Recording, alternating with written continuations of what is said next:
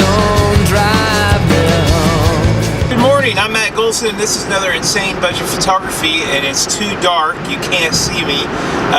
It's 4:48 a.m. on a Saturday morning, and I am heading to a place called Buzzard's Point or Buzzard's Roost or Buzzard's Nest or something about a buzzard. Anyway, it's a spot that I thought would make a really nice place to hopefully maybe catch the Milky Way if I can get there before it gets too bright. I should have been leaving at this time and I would be in good shape, but it took me about 30 minutes or so to get ready, and I'm running just a little behind. It won't take very long to walk there, and I'm going to try to get some really nice images and show you guys how I do pictures of stars and pictures of hopefully the Milky Way galaxy. I've got my Canon 5D Classic with me, I got my tripod, and I've got my 14mm f2.8 Rokinon lens.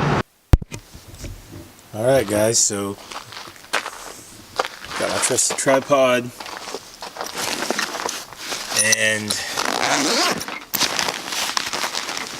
5D Classic, and it is extremely bright out here star wise.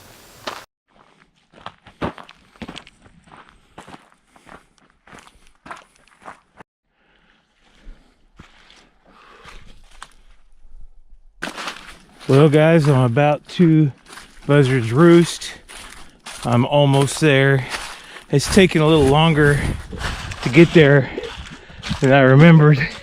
It's funny, I thought it was like a 15-minute walk, but I'm like, no, it's a little farther, and of course the trails are sloppy, wet, completely chewed up from horses. Whoa. Oh, this is nice. You guys can't see this, but it is something.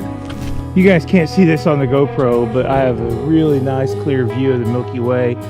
It's incredible. I gotta get this camera set up, start taking pictures.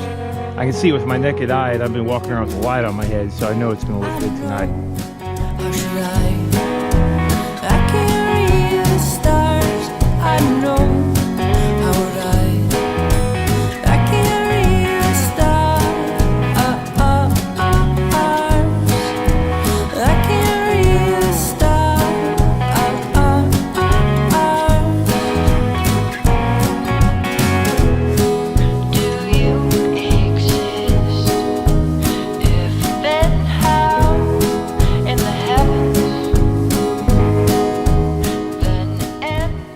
Well guys, it's pretty much morning. It's a little after 6. It's about 6:15.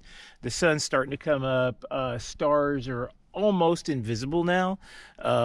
When I got here about 5 o'clock and I was starting to take pictures, it was just stunning the amount of stars you could see. You know, there was just so many more than I can see at home in town with the street lights blocking and all that stuff. So the Milky Way galaxy, you could just look up and see it. I mean, it looks kind of like just, you know, it's just kind of unique. It doesn't really look like a cloud or anything. It's like if a cloud was lit up or something, you know, or made its own light. It's really special. To see the Milky Way, you have to get out at the right time. I just brought the camera and the tripod. That's all I brought. So taking star photos, you don't need a lot of fancy equipment, but it's a few things are key. Just a quick reminder, what you need a camera that really is full frame, in my opinion. I mean, you can do it with a crop sensor, but you're going to need a pretty exotic lens, I think, unless maybe a super incredibly sensitive sensor. Now, lens that's really wide angle so that you can get a long exposure without star trails. 14mm Rokinon is what I use. It's really wide angle. 30 seconds, not a hint of star trails. Get much more than that in the stars. Instead of pin lights, if I go like 35-40 seconds, instead of pin lights, I start to get little lines, little short lines, and it's not very not very good. F2.8, the widest aperture your lens has. You could probably do this with a kit lens. You're just not going to get as good of an image. You can try it, you're just not going to collect as much light. But the widest angle, tripod, you don't need any special cable release or anything like that. And then of course, don't forget to shoot in RAW. You want to have the most data possible on that, and you want to be in control of all the processing in Photoshop or Lightroom to get the most out of that. It's not going to look that great until you process it. Okay guys, that about wraps it up. So just a quick recap. What do I use to take star photography? I use a Canon 5D Classic. It cost me about $250 and they're cheaper now. I use a Rokinon 14mm lens, which you can find. There's a lot of different versions of this lens, different manufacturers. It's all identical. You can probably find one for less than $250 on eBay. They're plentiful. Just check them out. And a tripod.